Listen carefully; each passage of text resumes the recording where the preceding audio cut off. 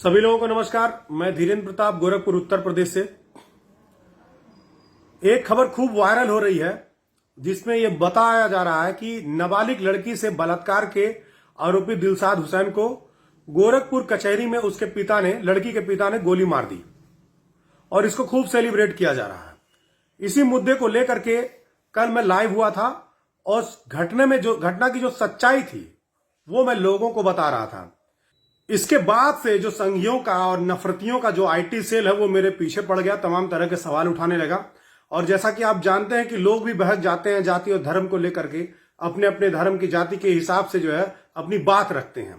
तो उन सभी लोगों को समझाने के लिए, बताने के लिए आज मैं चाहता तो नहीं था, लेकिन अब मजबूरी में मुझे वो वीडियो और फोटो दिखाना पड़ रहा है जिसमें दिलशाद हुसैन ने उस लड़की से बाकायदे शादी की है, विवाह किया है, दोनों खुश हैं। और आप इस फोटो को देख रहे होंगे जो मेरे बगल में लगा हुआ है।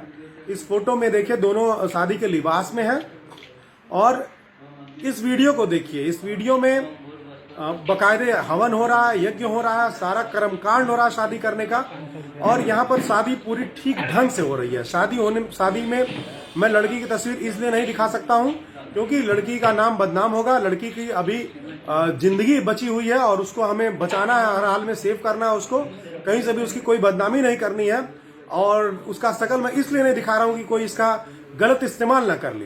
तो आप ये वीडियो देख सकते हैं कि यहाँ पर शादी राजी खुशी से हो रहा है। यहाँ पर कहीं कोई रेप जबरदस्ती का कोई मामला नहीं है और हिंदू रीति रिवाज से शादी हो रहा है, ना कि कोई यहाँ इस्लामीकरण किया जा रहा है या उसको जबरिया मुसलमान बनाया जा रहा है, बल्कि मोहम्मद दिलशाद खुद हिंदू बन करके शादी कर रहे हैं। इस अफवाह में यह बात जोर शोर से जोड़ी जा रही कि लड़की नाबालिग थी और दिलशाद हुसैन उसको बहला फुसला करके लेकर भागा था। तो मैं आपको ये आधार कार्ड का ये फोटो आपको दिखा रहा हूं जो उस लड़की का आधार कार्ड है, जिसमें उसका डेट ऑफ बर्थ 2002 है, जिससे साफ साफ पता चलता है कि लड़की 18 साल से ऊपर थी, बालिग थी, समझदार थी। और लड़की की कद काठी भी देख करके आप अनुमान लगा सकते हैं कि उसका उम्र कितना रहा होगा। इसके साथ साथ ये मैरिज सर्टिफिकेट है जिसमें उन्होंने आर्य समाज मंदिर में जाकर के विवाह किया है, न कि कहीं मस्जिद में जाकर के या जबरदस्ती उसको कुछ मुस्लिम बना करके ऐसा कुछ निकाह कराया गया।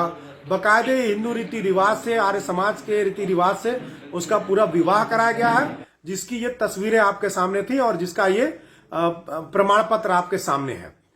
अब कल के घटनाक्रम के बारे में मैं एक बार फिर से आपको विस्तार से बता दूं। दोस्तों, हमारे देश का जो कानून है उस कानून के तहत जब भी कोई लड़की लड़का भागते हैं, घर से भागते हैं, तो लड़की के घर वाले कभी भी ये नहीं बताते हैं कि हमारी लड़की भाग गई है, बल्कि वो जाकर के थाने में ये एफआईआर लिखवाते हैं कि लड़की को फला लड़का बहला फुसला करके भगा ले गया या किडनैप कर लिया, अपहरण कर लिया है। और उसके बाद पुलिस उस पर अपहरण का मुकदमा लगा देती है। पुलिस उसको जब पकड़ के ले आती है तब जाके लड़की की जांच होती है। लड़की अगर नाबालिग पाई जाती है तो उसके साथ पास्को एक्ट लगता है। बालिग पाई जाती है तो उससे पूछा जाता है कि तुम्हारा जांच होगा कि नहीं होगा, कि तुमने उसके साथ शारीरिक संबंध बनाया गया है कि नहीं बनाया, इस बात की जांच होती है। उसके बाद मुकदमा आगे बढ़ता है। अब दिलशाद हुसैन के मामले में देखिए कि दिलशाद हुसैन पर किडनैपिंग की धारा लगी, पास्को एक्ट लगा, बलात्कार का मुकदमा लगा। इतनी संगीन धाराएं लगने के बाद भी 2.5 महीने के अंदर दिलशाद को जमानत मिल गई। कोर्ट से जमानत मिली। क्यों मिली? क्योंकि लड़की का जब बयान लिया गया कि क्या तुमको किडनैप किया गया था, क्या तुमसे जबरदस्ती शादी कराया गया, क्या तुम्हारा रेप किया गया था, तो लड़की ने कोर्ट में यह बयान दिया कि नहीं, मैंने सब काम अपनी मर्जी से किया था, मैंने अपनी मर्जी से शादी किया था। और इसी बयान के आधार पर इतने गंभीर मामले में, जहां की पास्को एक्ट यानी कि नाबालिग बच्ची से बलात्कार और बलात्कार यानी रेप की धारा 376, उसके बाद किडनैपिंग, ये सारी धाराएं होने के बावजूद जब लड़की ने दिलशाद के पक्ष में बयान दिया तो कोर्ट समझ गई कि यह मामला जबरदस्ती का नहीं है, यह बल्कि मर्जी का मामला, प्रेम का मामला है। और दिलशाद को जमानत मिल गई। तो दिलशाद को जमानत मिल गई और उसी जमानत की तारीख देखने के लिए वो कोर्ट पहुंचा था जहां पर लड़की के पिता ने उसकी हत्या कर दी। हत्या की खबर सुन करके लड़की ने सुसाइड करने का प्रयास किया, ऐसी खबरें आ रही हैं। और वो छत से कूदी, उसका पैर टूट गया है। हालांकि मेरे पास इसका कोई सबूत नहीं है, लेकिन जल्दी जैसे ये सारे सबूत मैं ला करके दिया हूं वो भी मैं आपको दूंगा। और मैं फिर से बताना चाहता हूं कि मेरा ये वीडियो बनाने का मकसद केवल और केवल इस बात को बताना है कि यहां पर कोई बलात्कार का मामला नहीं है, यह प्रेम प्रसंग का मामला है और ऑनर किलिंग का मामला है। और यह मामला किसी भी जाति के साथ हो सकता है, किसी भी धर्म के साथ हो सकता है, चाहे वो हिंदू हो, मुस्लिम हो, शूद्र हो, वैश्य हो, ब्राह्मण हो, क्षत्रिय हो, किसी के साथ, किसी की लड़की किसी भी धर्म के व्यक्ति के साथ, किसी भी धर्म की लड़की भाग सकती है, जा सकती है, प्यार हो सकता है और दोनों शादी कर सकते हैं। इसमें कहीं कोई किसी जाति को लेकर के, किसी धर्म को लेकर के कहीं कोई बुरा भला नहीं किया कहा जा रहा है, नहीं उसको बदनाम किया जा रहा है। लेकिन जो लोग लड़की की जाति खोज करके, लड़के का धर्म खोज करके, उसमें हिंदू मुस्लिम एंगल देख करके जो तमाम कमेंट कर रहे हैं, बयानबाजी कर रहे हैं, नफरत फैला रहे हैं, वो वाकई में जातिवादी हैं, वो वाकई में सांप्रदायिक हैं और मानवता के दुश्मन हैं। वो कभी नहीं चाहते हैं कि यहां से जात पात खत्म हो, हिंदू मुस्लिम का झगड़ा खत्म हो, और इसीलिए वो इस तरह से प्यार मोहब्बत करने वाले लोगों को मारते रहते हैं। इनकी औकात नहीं है कि जो बड़े बड़े इनके धन्ना सेठ हैं, जो इनके तथाकथित कट्टर हिंदूवादी नेता हैं या जो तथाकथित इस्लामिक कट्टरपंथी हैं, इन लोगों की फटती है कि जो बड़े बड़े लोग जाकर के शादी कर रहे हैं, हिंदू मुस्लिम आपस में शादी कर रहे हैं, उसको जाकर के रोक दें। सॉफ्ट टारगेट को, प्यार मोहब्बत करने वालों को, मजदूरी करने वालों को, थोड़ा गरीब लोगों को ये आसानी से निशाना बनाते हैं और उनकी हत्याएं करते हैं।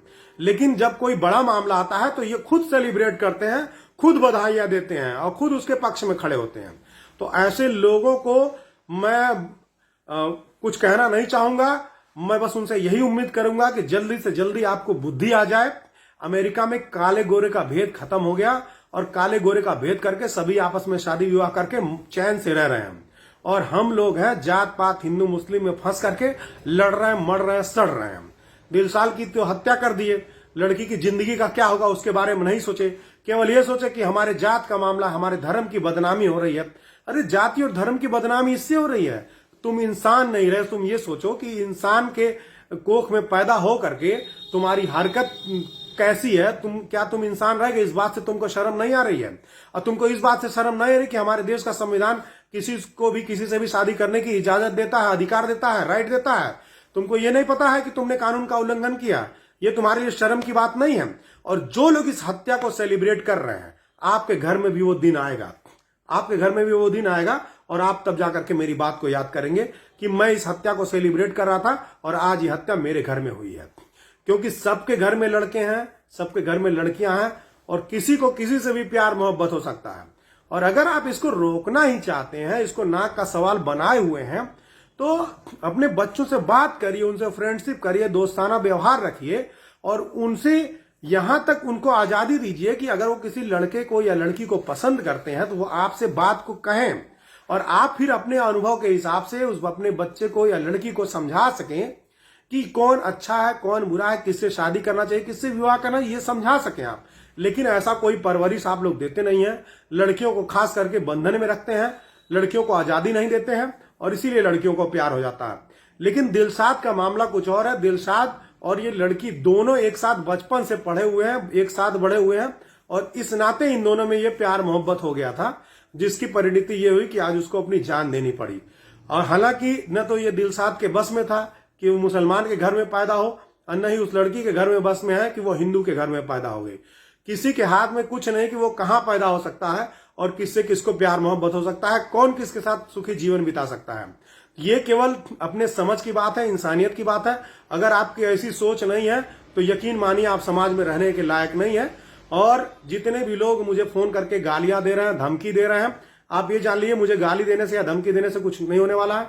न ही इस तरह की बातें रुकने वाली है, न तो प्यार मोहब्बत करने वाले रुकने वाले हैं। एक दिन आप लोगों के मुंह पर कालिख पोती जाएगी। जितना जल्दी हो सके इस बात को स्वीकार कर लीजिए और ऐसे इस हत्या की निंदा कीजिए। इसके अलावा और कोई रास्ता आपके पास नहीं है। किसी को मार देने से, किसी की हत्या कर देने से, किसी की धमकी देने से ये प्यार मोहब्बत जो नैसर्गिक चीजें हैं, जो प्राकृतिक चीजें हैं, वो बंद होने वाली नहीं है, खत्म होने वाली नहीं है। आप सभी लोग मेरे साथ बने रहें, इसके लिए बहुत बहुत धन्यवाद।